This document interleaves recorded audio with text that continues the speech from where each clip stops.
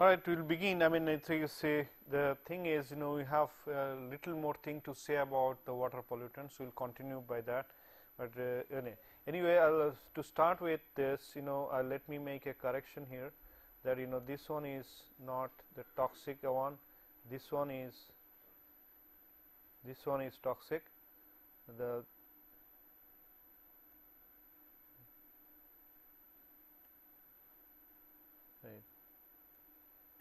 This one is toxic, and also in this part here I have not included two very important heavy pollutant, a heavy metal pollutant, like this. One is mercury. One is essentially mercury, which is also a heavy metal contaminant, and also another is lead. So the lead. So this mercury and lead, please include them. These two are important metals. These are two are very important heavy metals, which are toxic to many of them are known as toxic to human body or toxic to any other kind of organisms. Like, I will just explain you a case study here. Or also similar to this is this, if you can see this. Okay. Now, what happens in such cases of mostly, in cases of heavy metals, many of the heavy metals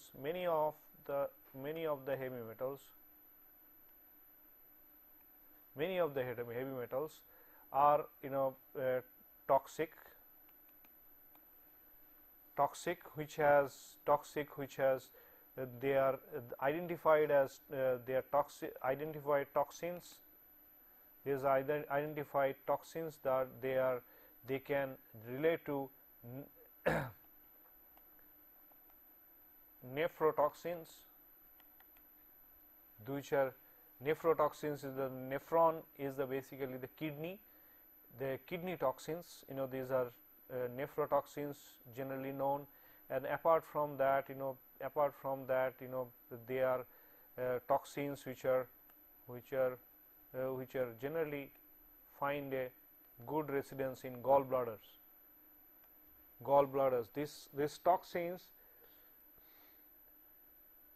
I mean, there are two.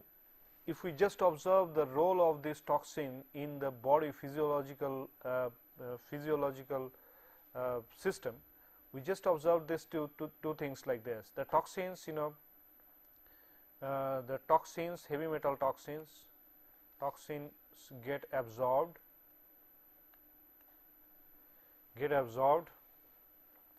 right, impair the release functions of hormones, then digestive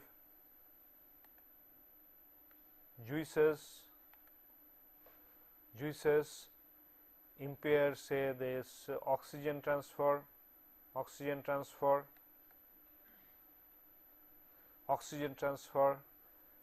then CO2 release. The toxins gets absorbed. As they get absorbed, impair the release functions of the hormones, There is another impairment that takes place is,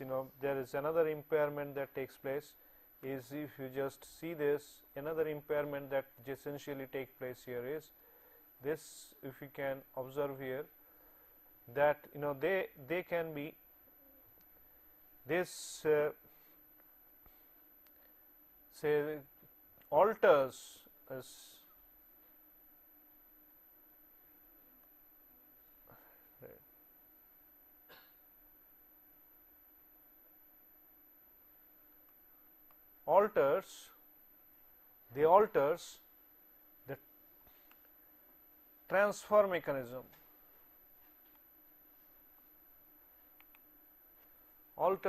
the transfer mechanism, like transfer mechanism is like this.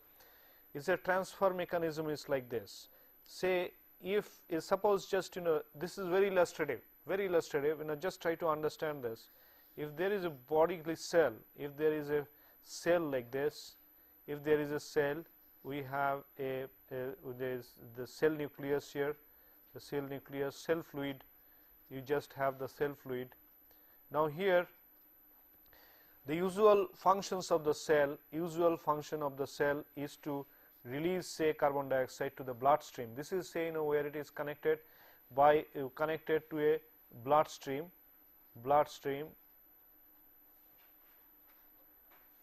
connected to a bloodstream. So this bloodstream, it is supposed to release carbon dioxide, right? It is supposed to release carbon dioxide, or it is supposed to release many other excreta that we generally gets discharged to the body, like say for urination, various digested products, right? And should carry on, say this, should supply oxygen, nutrients, cell nutrients. This is what is the, it is normal function.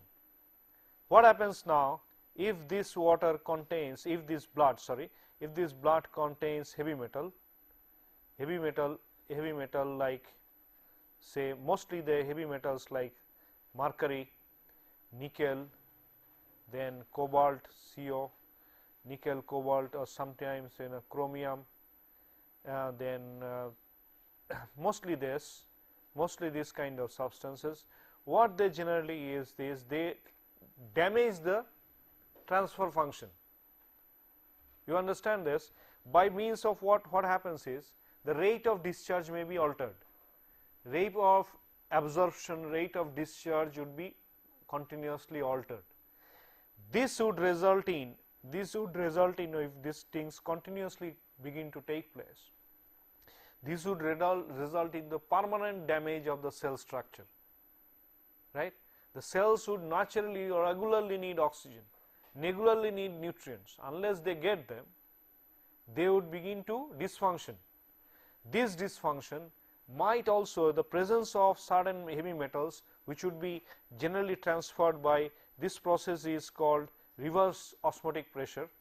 Osmosis, this typical osmosis, the transfer takes place in an osmotic process, whereas liquid to liquid transfer taking place is basically that transfer phase is liquid to liquid or semi liquid to liquid kind of transfer taking place here. So what happens essentially is the transfer mechanism gets changed. As the transfer mechanism gets changed, the body would be accepting something which it does not want and would reject something which it would require. This is the alteration of this physical function that takes place in the presence of most of these toxins that we have been discussing. This is what is, one of them is the nephrotoxins, which is essentially impairs the kidney function. This is what is called nephrotoxins.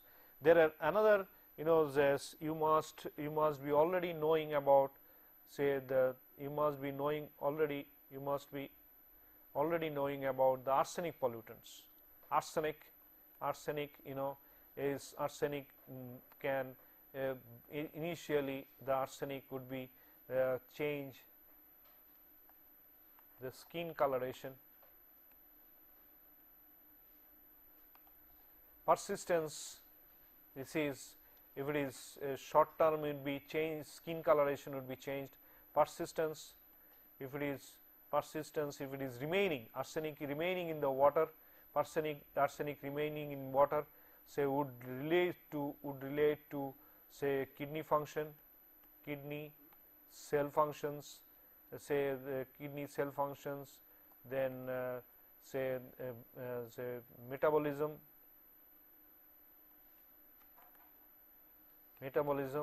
and can lead to all these kind of disorders can result into the change of the can result into the change of the cell structure itself if it is continuously taking place for a long time. This is what is called a cell mutation. The cell mutation is the initial step of formation of cancer. Cell mutation, when the cell is supposed to do a certain kind of job, its character has been so much changed that it is already doing something else. So, this is the early onset of cancer.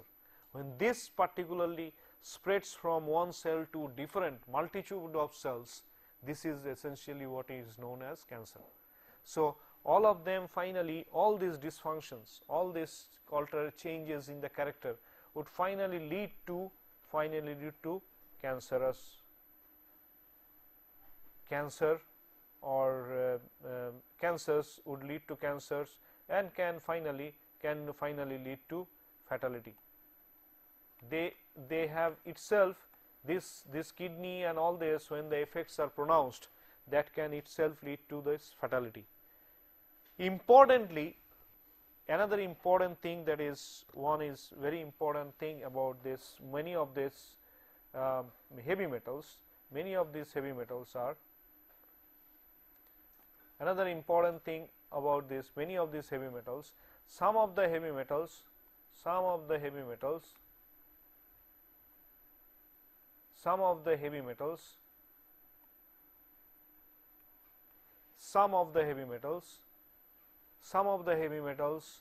are also known as micronutrients.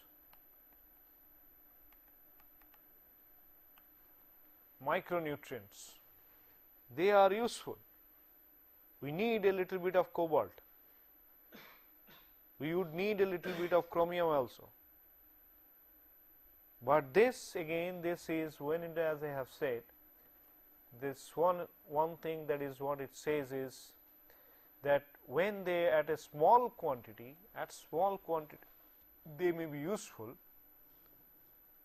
At a larger quantity, at a larger concentration, they may be extremely harmful. And not only that, even in many of these heavy metals,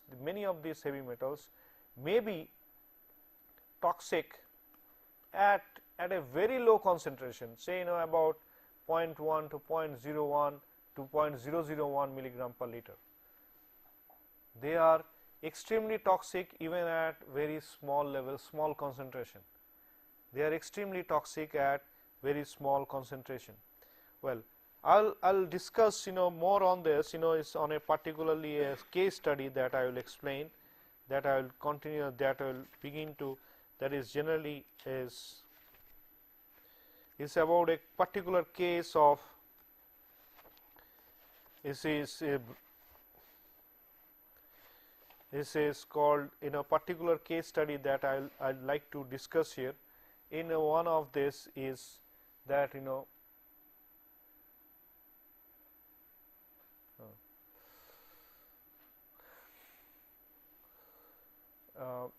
mercury in a gold mining. Use of mercury in gold mining. Use of mercury in gold mining is a very potential, highly potential topic for discussion. Nowadays, gold mining, the recovery of this gold, industrial processes where mercury used to be used for gold mining, extraction of gold, this process has now been changed. Somewhere there are processes, there are industrial processes, it's quite a serious topic of discussion as well, where the nowadays mercury is no longer used, no longer required in big industrial plants where they extract gold. Non-mercury gold extraction processes are becoming more and more common, but in small practices and small uses, mercury still remains a very important substance which is generally used for extraction of gold. One of that such situation is is a typical case where you have seen in many cases in India also you have seen that there's poor people by the river side, they generally use pans for gold panning, for to collect nuggets of gold, that are generally done. But this is particularly true in particularly very common in Brazilian Amazon streams, where after Brazilian Amazon streams, where this kind of mining is very common. This kind of mining is very common. What is done is, done generally is the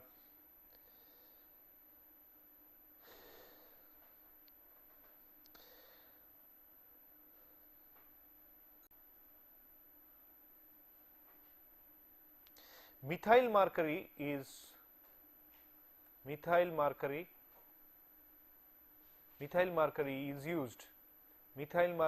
used for amalgamation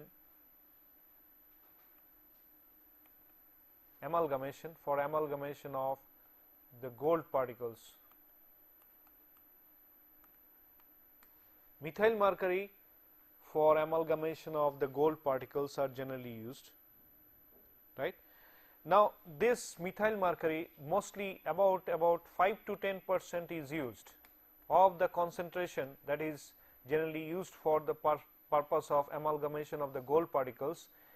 Only 5 to 10% are used, which form a bonding with the gold particles. Rest of about 95 to say about 95 to 90% are generally discharged in the stream.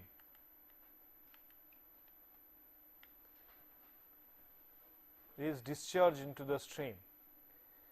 Now, this methyl mercury, if you just observe this methyl mercury now,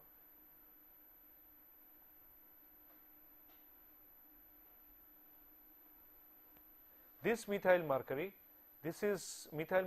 gets readily absorbed.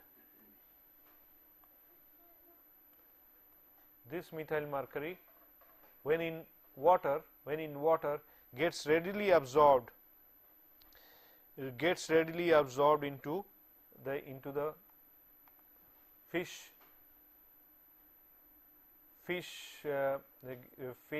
by metabolic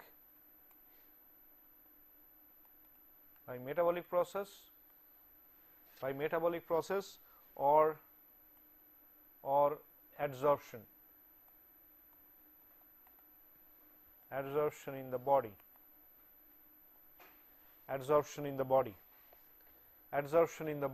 Now, this absorption in the body.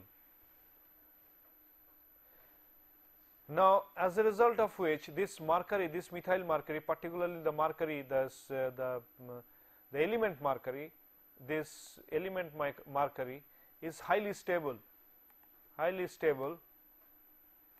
and non-reactive.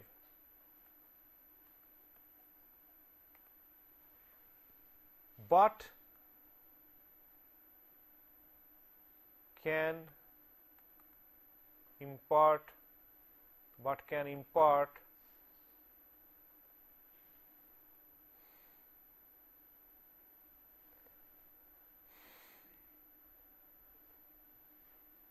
heavy impairment,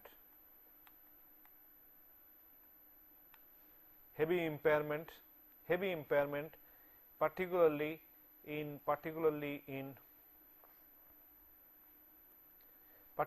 the nervous system,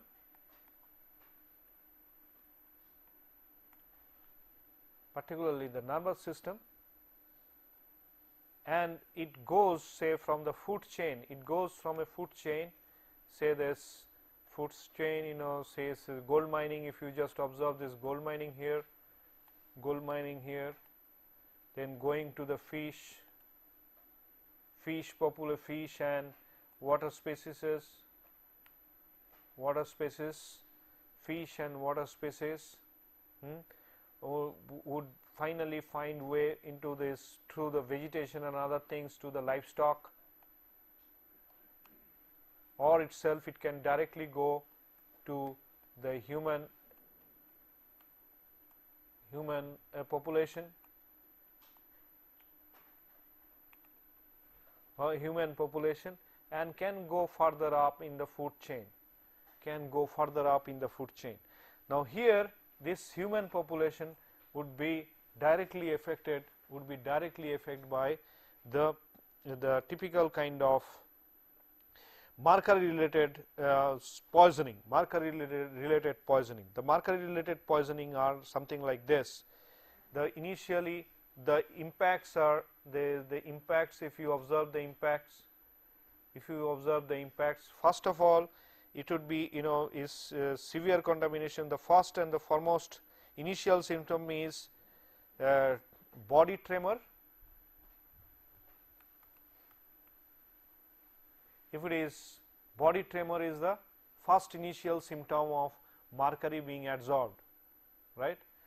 This would lead finally to the narrowing of the visual field.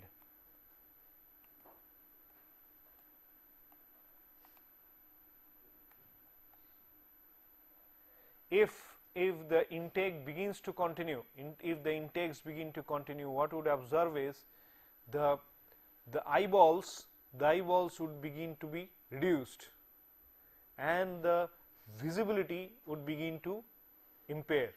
The field visibility, the visual field, what you can see under open eyes, normal eyes, you would be constricted. You will not be able to see that much, right. This would finally lead to seizures. The body would begin to seizures. Have you seen the patients with seizures, particularly those who suffer from, say, severe nervous disorders? Generally they undergo seizures, uncontrolled motions of the different parts of the body, uncontrolled motions of the different parts of the body, which can finally lead to coma and death.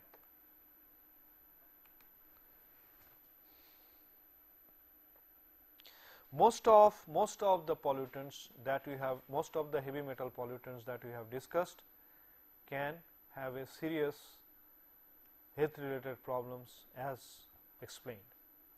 So you can understand the importance of heavy metals, particularly related to industries, particularly all kind of industries, say manufacturing industries, production industries, all discharge a huge amount of heavy metals. In many cases, just for many cases people escape, the industrial houses escape by saying that our discharge of water is of low TDS, low TSS, low turbidity, right, low iron. That may not be significant. More important than that is what kind of elements are being discharged. Say, as I have said, if you are discharging mercury, that mercury may not, the concentration of mercury may not be visible in the TDS. Remember this, that may not be observable in the TDS concentration. But unless you do the TDS, unless you measure the concentration of mercury in the water itself, you would never know how much mercury you are actually discharging into the stream. If you say that we are discharging low TDS water, that is not sufficient. In many cases that is not sufficient. In many industries, like if you go to industries like mining, if you go to any chemical industries, they would simply say that we discharge low TDS water. We just treat water and we discharge and we reduce, say, particular pollutant like zinc, iron, or say other substances like less toxic substances like zinc, iron, aluminium, less toxic, relatively less toxic substances, and escape by saying so. But in most cases, when the water can have a source where there is a possibility of high concentration of arsenic, high concentration of mercury, high concentration of nickel, lead, all these can be extremely toxic at very low concentration. So what is important in such cases is to know the elemental concentration of all these heavy metals. In many industries, it is now important and now necessary to know the elemental concentration of these heavy metals. It is not merely sufficient to know about TSS, TDS or dissolved oxygen or parameters like that. Dissolved oxygens may be more, dissolved oxygen may be sufficient, but that is not sufficient for that is not good enough for drinking water purposes. Even a high arsenic water may contain oxygen which is sufficient for consumption, but not the water is still not potable, still not good for or fit for drinking, isn't it? So, this is what is, we generally explain that by saying this is what is mostly the heavy metal pollutants that I have discussed, and also we go from here,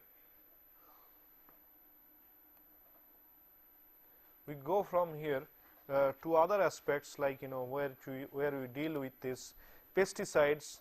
Another important thing about the pesticides. Now, let me explain a little bit about these pesticides, because you may not be much conversant with these pesticides.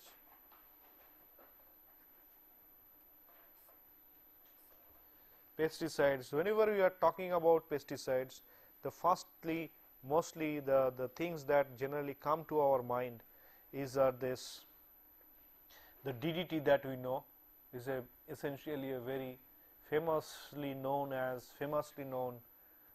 pesticide, but before that most of the pesticides are essentially say organochlorine,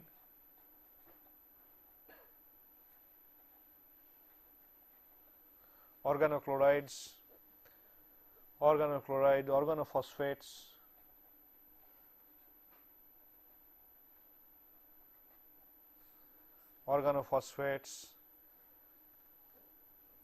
and organocarbonates,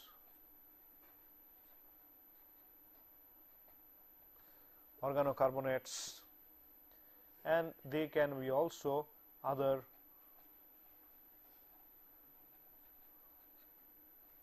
organometallics.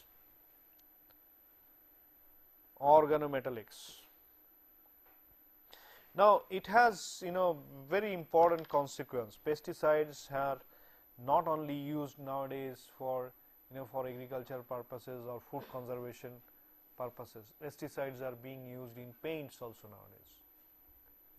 That sometimes that people say it's a termite proof board. What does it mean? How it can be termite proof? If it is a natural substance, a typical organic, say in a plant material, it cannot be termite proof, because the termite should still find it good for their good for eating, isn't it? So, how it becomes termite proof? So, it becomes only termite proof because you must be lacing that wood with huge quantity of pesticides. Only if you are laced it, if you are painting with organopesticides, that substance become termite proof. But there is a risk. The risk is that is not being told. When it is said the termite proof, the advertisers or the manufacturer would not say how it has become termite proof. What is the process they have made? Secondly, this is number one. Secondly, you might have saved yourself from the termite, but you have added another problem to your living, that is the pesticide itself.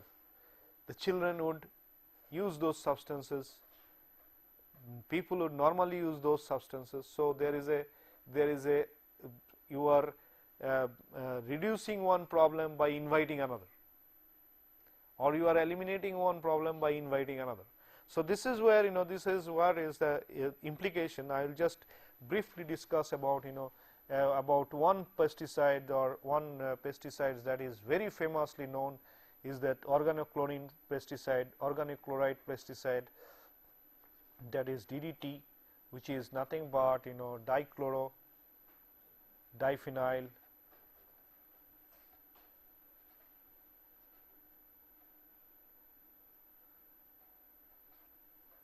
phenyl trinitrate, trichloroethane,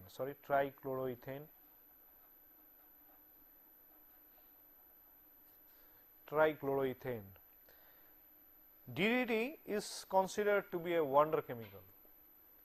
In fact, much of our agricultural revolution, that world can at least give some food to the majority of population of 6 billion people throughout the world, is because of one of the chemical, because of this is DDT. DDT is, though it's banned in some uses, but it's still very much used in very many of these poor countries, advanced developing countries. DDT is still being used because it is very cheap, and the manufacturing of DDT is also easy. So it's a less cost intensive material, but it is highly, DDT is also having a very important feature in terms of pollution. It has a very important feature in terms of pollution. One important thing is about DDT is that DDT, as I have said, DDT is a wonder chemical. Till about till about 1960s, DDT was considered to be the wonder chemical, at least savior of humankind, because if humankind used to grow in that number, there was a requirement of a substance like DDT. So unless as I have said, we wouldn't have got food enough to eat if there was no DDT. But DDT has, DDT is where one of the first instances where DDT was the reason where this environmental movement actually began. In 1966, there was one very important book or document that came about, is that the Silent Spring is by Rachel Carson. It's by Rachel Carson. She was essentially a kind of marine biologist and a reporter as well. Carson is later known to be more as a reporter. This is she is considered to be one of the 100 most important figures of the last millennium, right? So Carson is considered to be that because Carson first found out the dangerous effects of DDT. What she observed was that in a particular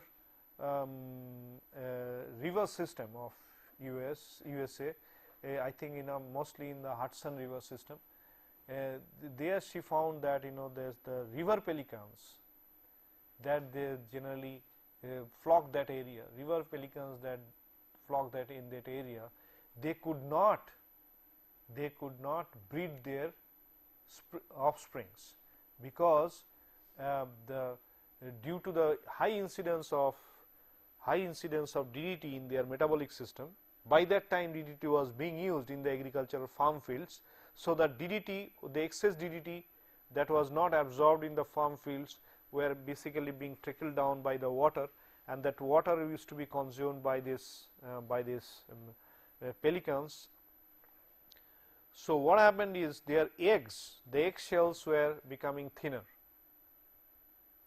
Eggshells were becoming thinner. So when they were trying to incubate the eggs, the birds found, Carson herself found that due to the body weight of the birds, the eggs were being broken. Okay, the eggs were being broken. So Carson first observed that. She didn't know essentially that it is because of DDT. She further investigated and found that this is because of the DDT possibly, that this kind of situation is taking place. Well, that has started a revolution. The Carson is considered to be one of the revolutionaries in environmental science, or revolutionaries of environmentalism. The ideas, the start of environmentalism that we know of. So the Carson was one of the visionary of that kind, who actually modeled the movement of environmentalism in the world. So, it's you can see this now. This DDT is also, DDT is another very important aspect of another important aspect of DDT is that DDT is not known to be a not known to be a toxin, not known to be a toxin, or it is not known to be toxic, or not known to be toxic. There is no physical or internal changes due to the high incidence of DDT. Just to let you know, all of us have a good amount of DDT in our intestinal system now, because the foods that we have contains DDT, and this DDT gets accumulated in our body. So, but DDT we generally have, even the humans have, almost all humans have certain amount of DDT stored in their intestinal system. Okay. Now, what is, but DDT has another very important thing is that DDT is bioaccumulative.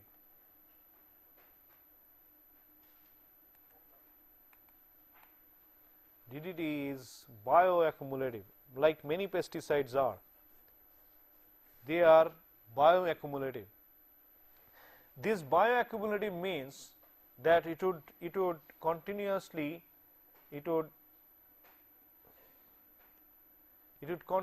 move in the food chain.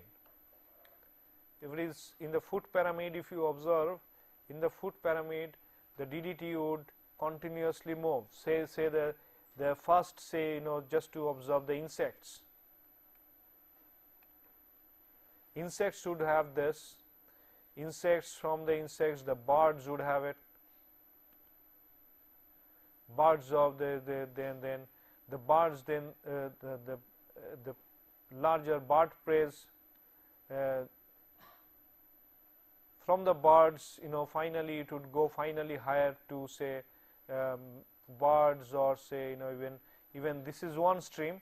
This is one stream. There will be another stream, like say there's vegetation, through the vegetation, some soil, from soil to say to the plant root, plants, to the leaves, vegetables, leaves and vegetables, to humans. And so what has started, according to the mass, this what has started to be a very small concentration, say at about, say if it is say 0.001 milligram per liter at the insect level or the soil level, this would keep on accumulate. So you can see in the next level it would be say 0.005 milligram per liter. Then in the next level it would be 0.001, say 0.01 milligram per liter. Okay. Say the next phase it would maybe 0.03 milligram per liter. So finally when it is coming to human, it may be 0.06 milligram per liter. This is the concentration. This is called the bioaccumulative nature. It would continue to accumulate in the organic systems. It will continue to accumulate in the organic systems, and this is what is the bioaccumulative. DDT does not have a DDT is not known to be a, as I have said, DDT is not known as a toxin, but DDT influences the metabolic function.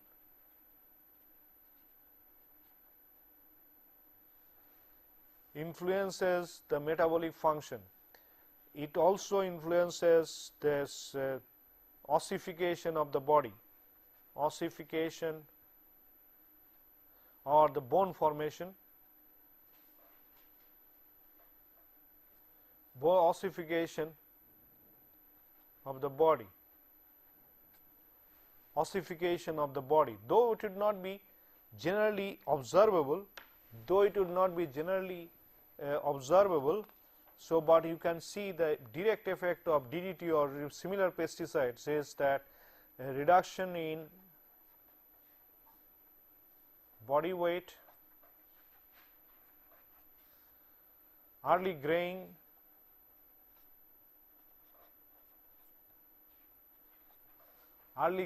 of hair,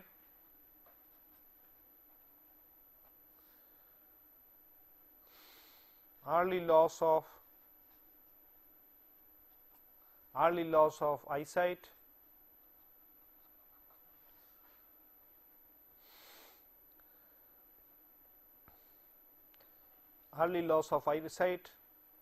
and also might influence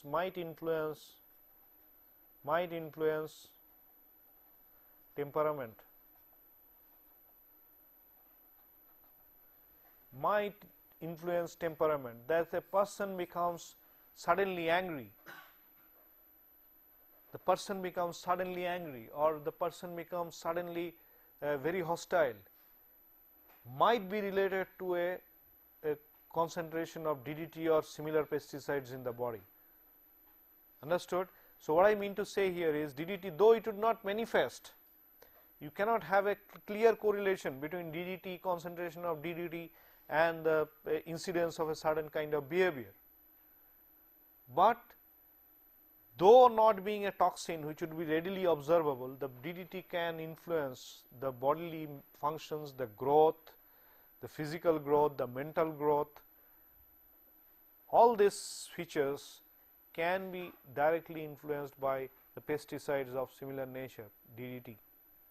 So, as you can see, it might be one incidence that that the children today are becoming of lesser weight, the children becoming are frail nowadays, children and the youngsters having problems of related to the digestive disorders or early graying of hair might relate to the high incidence of DDT in our food system. Okay. Another important thing that is we'll just bring in the discussion is that volatile organic compounds. Volatile organic compounds. This is known as the VOCs. We will know them as VOCs, volatile organic compounds. There are many volatile organic compounds, but to name few is this tetrachloroethylene. Say this volatile compound, most toxic of this, there are the typical type of them is I'll explain you. The types are the vinyl chloride,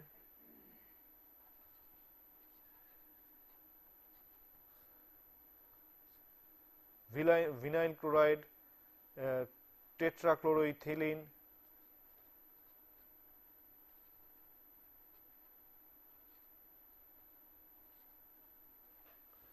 trichloroethylene,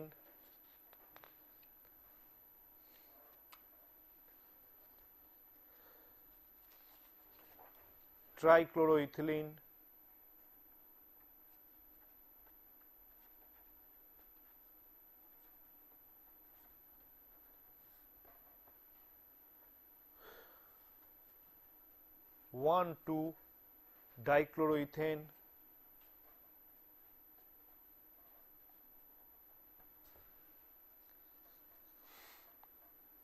what is their specialty?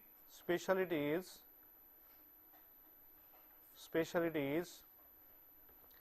they are volatile in STP, standard temperature pressure. That is why they derive a name of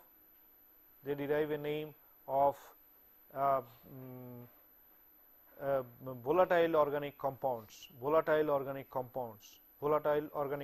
They are essentially organic in nature, but as you can see they may have say this they may have the halides in them, they may have say different types of chlorinated substances, they might have any other substances, organics, they might also have some organics in some cases. So, this can be they can have certain metallics also in that. So, the speciality is that they are volatile in standard temperature pressure, that is very important. What are those? Cleaning agents,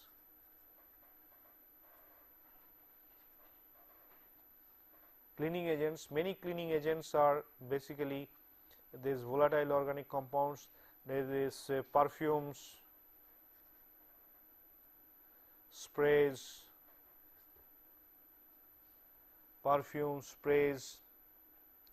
and they are and many of them are known as carcinogens.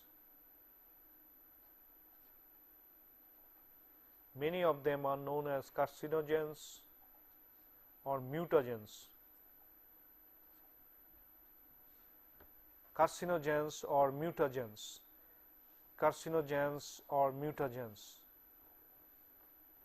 What is this mutagens all about?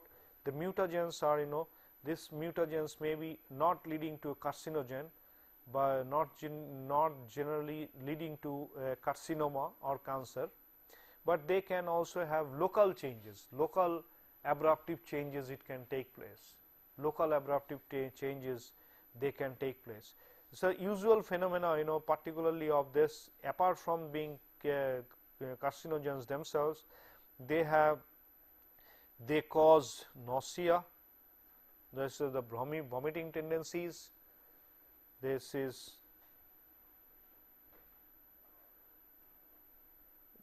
nausea, the vomiting tendency.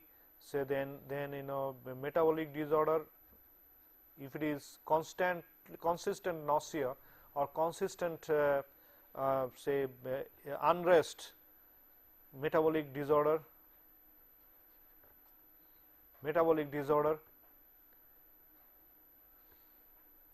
and this can only be fatal also. In most cases it is, if it is persistent, all these disorders, if these disorders are, if there somebody is having serious metabolic disorders, this can be fatal at one point of time.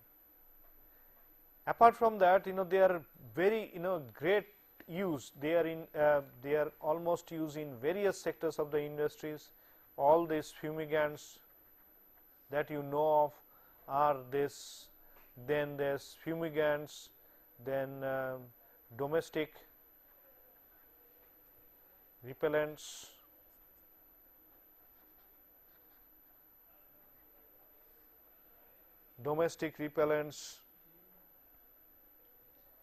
then they are cleaners, as you know, domestic cleaners.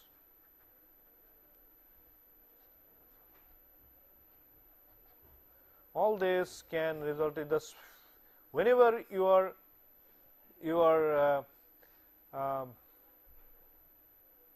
smelling something, you must be knowing it must be a VOC. In most cases, other than say camphors or things like that, in most cases it is a volatile organic compound. So, whenever you are seeing a cleaner or any kind of agent where you can smell, you may be sure that there is some volatile organic compound. I will just tell you, a simple case where if you go to say this petrol pumps next time, just go to the petrol pumps, many of you go regularly, you would see that most of these people, most of those fuel fillers or those who use as the typical helpers in those in the service stations, they would complain of vomiting tendency. They would generally complain of vomiting tendency, and also you would see in many cases, unless that place is very well protected, very well ventilated, in such cases you will see that they always complain of some vomiting tendency, then turning of heads, then migraine, then pain in the brain, pain in the forehead, things like that. And usually you will find they take up, they handle this thing by using, say, pan, this is particularly like panparags kind of substances, chewables, which essentially help them to get out of this vomiting tendency and dizziness, nauseatic tendencies, things like that. So here they are the people who are likely to be affected and are mostly likely to be affected. If the condition is not good, you will find their working life in that particular area is very low, very little. A person may be working there for 10 years, 15 years, but that is what they can sustain. After that he has to go out, and mostly he would suffer. Mostly he would suffer because largely because they are poor people, so they are likely to suffer also. And mostly in a society like ours, where there is no kind of social protection or things like that, most of these people are finally end up dying unattended. So these are typical features, typical aspects of this pollutants that we discussed. We will continue with the discussion of water pollutant modeling in the next class. Let me see, I have asked for them for the class. If it is available to us, we will get into that. With this, we end the today's class. Thank you.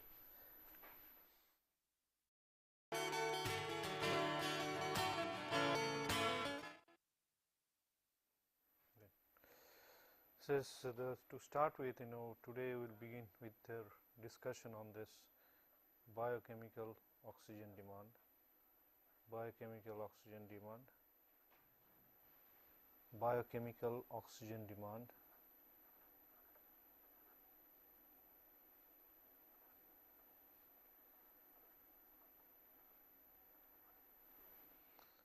biochemical oxygen demand. Okay, just write, you can write it carefully, right?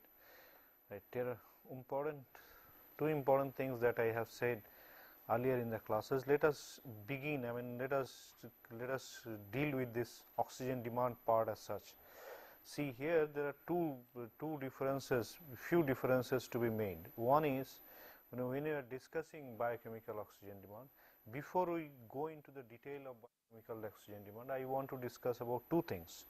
This is number one is, this is very important for engineers outside, or the environmentalists working outside, say, civil waste or say sewage waste like this. Most in cases I in the last class also classes I also discussed this biochemical waste is the nature of the biochemical waste that I have said, the human excreta, say the dead bodies, dead leaves, all these comprise of oxygen demand.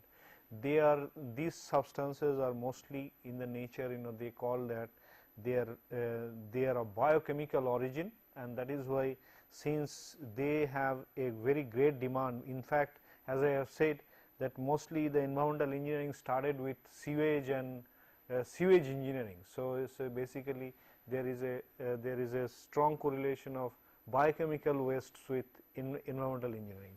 But as such there are few things to know about this, biochemical oxygen demand or oxygen demand as such. What happens is, there are one important part here is to this general biodegradation of wastes. This is what we would say biodegradation,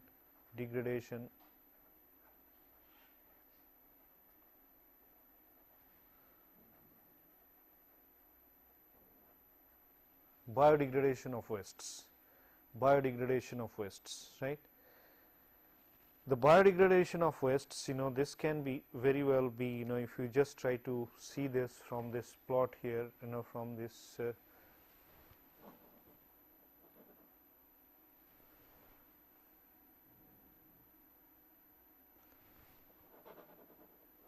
screen doesn't come sometime. Okay. So, it's mostly see this biodegradation of waste. We can write on a particular say equation which would be encompassing the complete reaction that actually takes place. So, see, this is carbon being a very integral part of this kind of resources, this kind of wastes.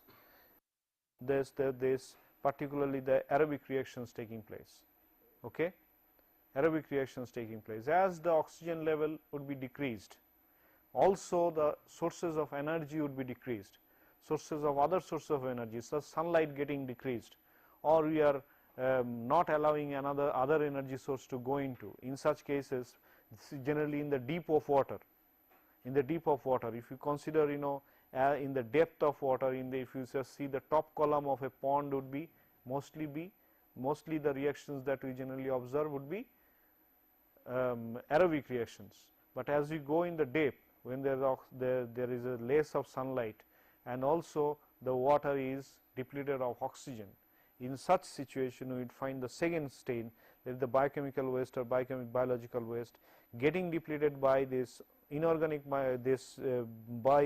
depleted by the microorganisms, anaerobic microorganisms, in the absence of oxygen and sunlight, to form carbon dioxide, methane, new cells and unstable products. So, this is how mostly these organic substances get decomposed in water. Okay. Now, having said this, that there is a very standard thing that we generally find out, that 5-day BOD test, say one, okay, the the parameter